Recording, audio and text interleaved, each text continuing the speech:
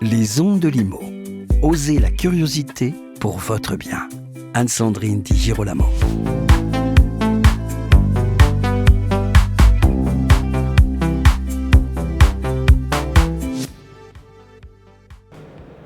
Le hors-site constitue-t-il un levier de massification des matériaux biosourcés dans la construction en France ? Eh bien, pour répondre à cette question, et j'ai le plaisir de retrouver Céline Beaujolin, qui est déléguée générale de l'association Filière Hors-site France.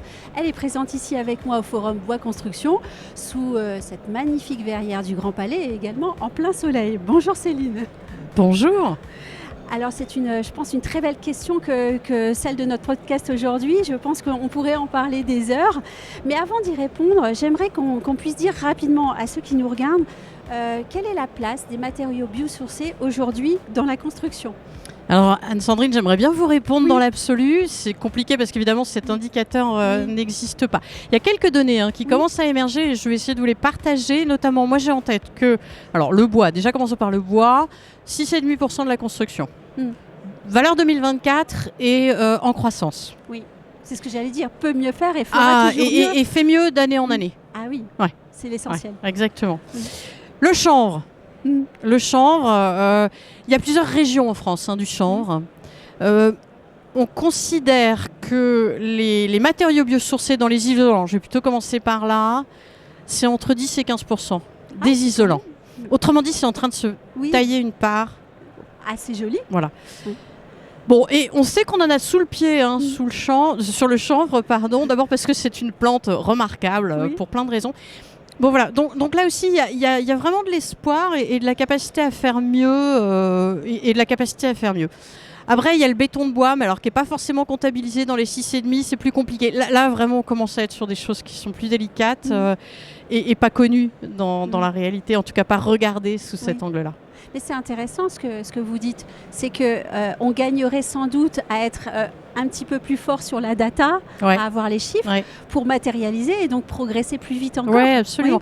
Non, mais là, vous touchez un point qui est que le premier frein à tout ça, c'est la méconnaissance, c'est l'absence de maîtrise, c'est vraiment le besoin en ce moment, parce qu'on sent l'envie des maîtres d'ouvrage qui arrivent. Ça, pour le coup, moi, je la vois évoluer à une vitesse que j'espérais même peut-être pas. Du coup, ça se retourne vers les concepteurs, vers les bureaux d'études, et là, c'est eux qui sont peut-être un peu pris de cours et qui doivent aller chercher des compétences. Alors, il y en a, je ne suis pas en train de dire qu'il n'y en a pas, parce que ce serait absolument faux, mais elle est insuffisamment partagée. Et quand on sait que tout ça, ça nécessite d'être imaginé très tôt dans le process, eh ben, on rate des occasions. Alors, on est ici aujourd'hui pour parler de hors-site et de ces matériaux biosourcés. Est-ce que le hors-site va pouvoir accélérer ce phénomène de déploiement des matériaux biosourcés dans la construction ? Alors, je vais être très claire. En fait, le hors-site en lui-même, il n'est pas générateur d'éléments biosourcés. Vous pouvez faire du hors-site en béton intégralement. C'est pas la question. En revanche, il est archi-biosourcé friendly. Autrement, il offre un cadre. Oui, c'est-à-dire que la problématique du biosourcé, c'est sa mise en œuvre. Des temps de séchage qui sont longs, des temps de pause qui supposent d'être à plat, des choses comme ça qui, évidemment, rentrent pas dans le timing d'un chantier classique où il faut que ce soit en flux, où on vient couler le béton et que tout de suite derrière, il faut que l'isolant arrive, etc. Ça marche pas. Donc, c'est là où l'industrialisation va permettre la mise en œuvre. Premier point, donc, avec des délais qui correspondent aux matériaux biosourcés, mais aussi avec des niveaux de qualité et de maîtrise. C'est-à-dire qu'encore une fois, c'est la même chose que pour tout le hors-site, vous ne faites rien sortir d'usine qui n'a pas été contrôlé et maîtrisé. Et donc là, vous êtes certain de votre fait. Parce qu'au fond, la question, c'est celle de la performance. Performance du matériau et aussi la fiabilisation de cette performance. Et de l'autre côté, on a un système industriel qui, lui, est basé sur la notion de performance. Oui, alors la complexité, désolée, je vais être... C'est un peu comme de passer de la flûte à bec à la flûte traversière, c'est-à-dire que vous avez beaucoup plus de possibles. Alors c'est sans doute plus joli, en tout cas c'est mon avis, c'est aussi plus compliqué. Et donc on est dans ce moment où, encore une fois, je vais revenir sur la montée en compétences, mais où y a des éléments qu'on ne maîtrise pas encore très bien, on a fait des erreurs, alors on apprend de nos erreurs, il y a vraiment des questions, encore une fois, de séchage, de pluie, sur un chantier avec des éléments biosourcés. les matériaux, si c'est pas vraiment maîtrisé, constituent un risque. Je vais le dire autrement. Dans la construction hors site, il n'y a pas vraiment de risque, mais l'utilisation de matériaux biosourcés dans la construction hors site génère du risque. Est-ce que la filière hors site est capable aussi d'aider la filière biosourcée, géosourcée à se mettre en place, à se structurer? C'est notre souhait, c'est vraiment ce qu'on a... Je ne vais pas dire à se professionnaliser, parce que ça, ce ne serait pas juste, mais à se structurer peut-être. Ouais. Oui, c'est vraiment notre volonté. Et là-dessus, l'important, c'est de démontrer... De démontrer, et alors je vais vous citer un exemple d'un chantier qui est remarquable du côté de Nantes. C'est un lycée, c'est souvent des lycées, je sais pas pourquoi, c'est souvent des lycéens sur ces innovations, et donc je remercie tous les maîtres d'ouvrage parce que de cette catégorie-là, parce que c'est pas évident, mais bon là on met en place du chanvre, on met en place de la paille, souvent on met en place du bois, bon voilà, et c'est des très très bons démonstrateurs. Ouais, je pense que c'est plutôt dans des bâtiments publics qu'on va pouvoir y arriver comme ça. Et je suis convaincue qu'une fois que, encore une fois, ça aura été suffisamment mis en place, qu'on aura compris les règles du jeu de ces matériaux, ça prendra dans le logement social, ça prendra chez les promoteurs. Enfin voilà, c'est une question de... Pour le dire autrement, il faut aussi le raisonner un peu par acteur.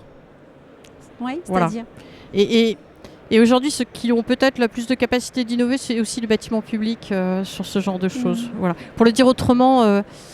un CHU, ça ne sera pas sa première préoccupation. Donc, il ira sur le biosourcé parce que ça vient dans un package qui est amené par l'architecte ou par le BET qui lui dit ça marche très bien comme ça, en confort d'été vous allez y gagner, etc., etc.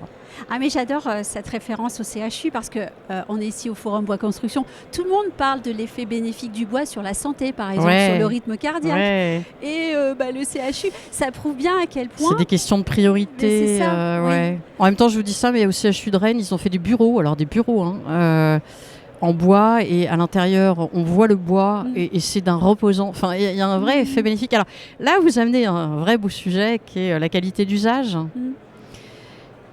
Moi, j'adorerais qu'on chiffre les effets bénéfiques de la qualité d'usage. Bon, il faut qu'on amène nos maîtres d'ouvrage à regarder les choses un peu différemment. Mais il y a aussi une question de durabilité, de résistance. Enfin, aujourd'hui quand même, quand on est un investisseur, on peut se poser la question de savoir combien de temps le bâtiment va avoir cet usage, à quel moment il va se déprécier. Je pense que c'est des vrais éléments de valorisation d'un bien. Il faut qu'on arrive à le rentrer dans cette catégorie-là et à le démontrer. Encore une fois,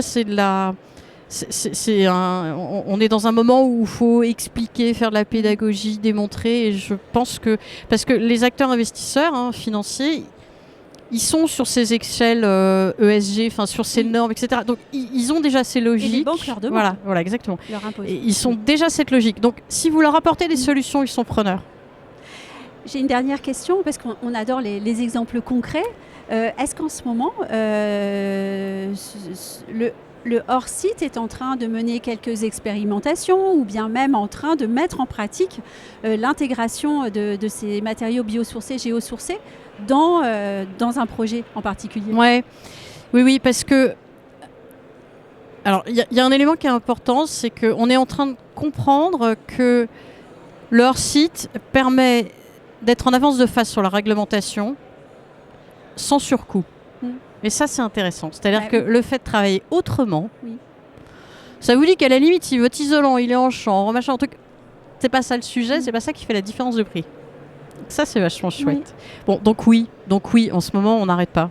On n'arrête pas d'innover avec de la paille. 3F est en train d'en mettre en place, par exemple, sur des logements collectifs. Bon, moi, je l'avais vu il y a 10 ans, mais c'était quand même un truc...